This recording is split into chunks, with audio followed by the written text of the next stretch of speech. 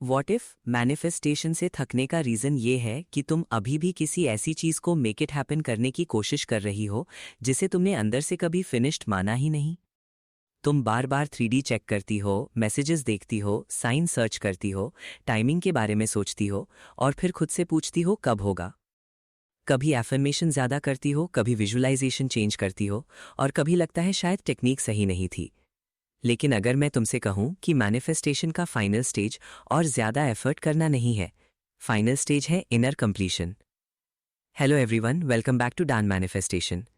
आज हम Neville Goddard के सैबथ स्टेट को सिंपल और डीप वे में समझेंगे। ये कोई नई टेक्निक नहीं है जिसे तुम फोर्स करके अचीव करोगी। ये एक इनर स्टेट है जहां तुम्हारी डिजायर के साथ स्ट्रगल धीरे धीरे खत्म होने लगती है।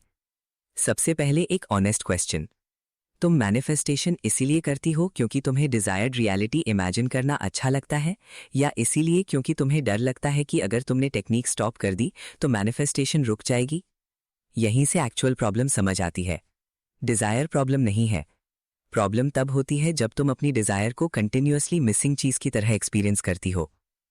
एक वुमन मैरिज चाहती है लेकिन हर दिन सोचती है कब प्रपोजल आएगा।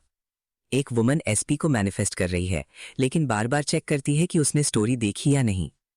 कोई मनी चाहता है लेकिन एंग्जाइटी के साथ बैंक बैलेंस चेक करता है। कोई करियर चेंज चाहता है लेकिन हर रिजेक्शन के बाद पूछता है मैनिफेस्टेशन काम क्यों नहीं कर रही। डिजायर सेम है लेकिन रिलेशनशिप विद डिजायर डिफरेंट है। एक तरफ तुम कहती हो इट इज डन और दूसरी तरफ तुम्हारा माइंड बार बार प्रूव करता है कि अभी तक कुछ हुआ नहीं है। ये वेटिंग आइडेंटिटी है। नेविल के फ्रेमवर्क में सैबथ को इसी स्ट्रगल से रेस्ट के रूप में समझा जा सकता है। ट्रेडिशनल बिब्लिकल अंडरस्टैंडिंग में सैबथ रेस्ट से एसोसिएटेड है। नेविल ने बिब्लिकल स्टोरीज को साइकोलॉजिकल और सिंबॉलिक लेंस से इंटरप्रेट किया। इसीलिए उनके अकॉर्डिंग सैबथ को इनर वर्क के बाद मेंटल रेस्ट के फॉर्म में समझा जा सकता है। ये नेविल की मेटाफिजिकल इंटरप्रिटेशन है और इसे रिलीजन की ओनली इंटरप्रिटेशन समझना जरूरी नहीं है। अब 6 डेज ऑफ लेबर को भी लिटरल 6 कैलेंडर डेज समझने की जरूरत नहीं। सिंबॉलिकली ये कॉन्शियस इनर वर्क को रिप्रेजेंट कर सकते हैं। तुम इमेजिन करती हो, अफर्म करती हो, इनर कॉन्वर्सेशंस चेंज करती हो, सेल्फ कॉन्सेप्ट पर काम करती हो, ओल्ड स्टोरी रिवाइज करती हो और विश फुलफिल्ड को रिपीटेडली फील करती हो। लेकिन गोल एंडलेस रिपीटेशन नहीं है। गोल ये है कि डिजायर्ड स्टेट तुम्हारे माइंड के लिए फेमिलियर होने लगे। जैसे कोई न्यू स्किल सीखते वक्त बिगिनिंग में हर मूवमेंट कॉन्शियसली करना पड़ता है, प्रैक्टिस के बाद वही मूवमेंट नेचुरल लगने लगता है। इसी तरह डिजायर्ड आइडेंटिटी भी पहले कॉन्शियस एफर्ट मांग सकती है और बाद में फेमिलियर फील हो सकती है। यही सैबथ की डॉरवे है। अब डिफरेंस देखो। I am trying to believe और आई बिलीव सेम नहीं है। I am trying to manifest marriage और I am someone who experiences secure love same नहीं है।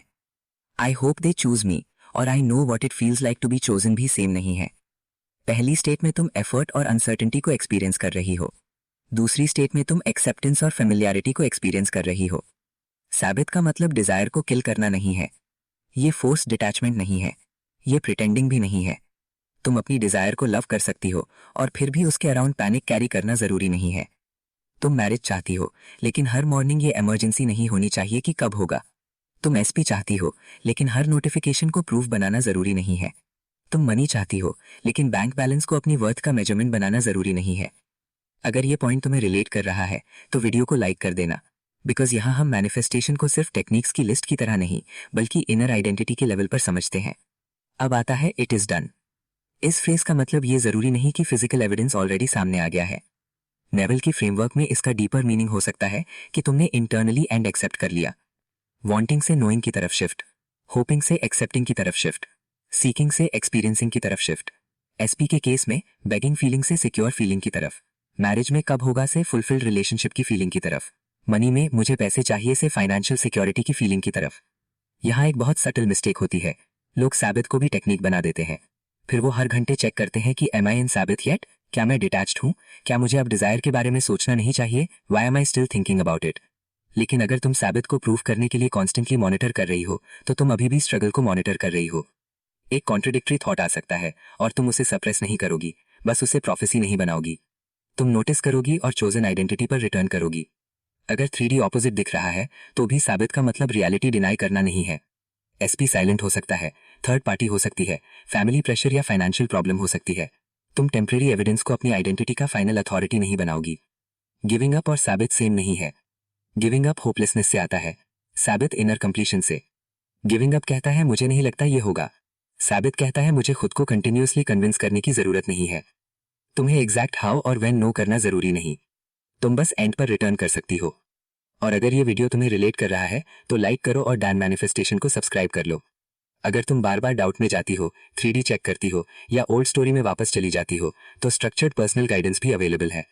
डैन मैनिफेस्टेशन का 1 month WhatsApp personal support program serious और committed लोगों के लिए है। ये फ्री नहीं है। इसमें पेमेंट के बाद WhatsApp access, daily guidance, discipline और अकाउंटेबिलिटी के थ्रू प्रोसेस फॉलो किया जाता है। ये मैजिकल शॉर्टकट नहीं है। इसका पर्पस तुम्हें कंसिस्टेंट रहने में सपोर्ट करना है। अब प्रैक्टिस सिंपल रखो। एक डिजायर्ड एंड स्टेट चूज करो। एक शॉर्ट इमेजिनल सीन रखो। हर बार टेक्निक चेंज मत करो। फीलिंग को फेमिलियर होने दो। जब माइंड पूछे बट वेयर इज इट तो एंड पर रिटर्न करो। मॉर्निंग में पूछ सकती हो मैं किस आइडेंटिटी के रूप में वेकअप कर रही हूं। नाइट में फुलफिल्ड आइडेंटिटी के इमोशनल टोन में रेस्ट कर सकती हो। लेटिंग गो का मतलब डिजायर छोड़ना नहीं है, पैनिक आइडेंटिटी छोड़ना है। तुम सिर्फ पर्सन नहीं चाहती, तुम लव्ड, सिक्योर और चोजन फील करना चाहती हो।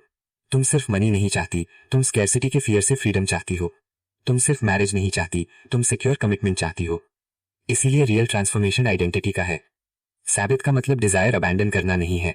साबित का मतलब डिजायर के अराउंड बनी साइकोलॉजिकल स्ट्रगल को रिलीज करना है। तुम्हें पीस फोर्स नहीं करनी, तुम्हें प्रिटेंड नहीं करना, तुम्हें इमोशंस डिनाई नहीं करने, बस चोजन आइडेंटिटी पर रिटर्न करना है। गोल अब ये नहीं कि कब होगा, गोल बन जाता है I know who I am. अगर आज की वीडियो से तुम्हें ये रियलाइज हुआ कि तुम्हें डिजायर नहीं बल्कि वेटिंग आइडेंटिटी रिलीज करनी है तो कमेंट में लिखो मैं अपनी डिजायर को चेज नहीं करूंगी, मैं उसकी कंप्लीशन को याद रखूंगी। और अगर डैन मैनिफेस्टेशन की deeper law of assumption teachings तुम्हें हेल्पफुल लगती हैं तो चैनल को सब्सक्राइब कर लेना। Okay, thanks for watching.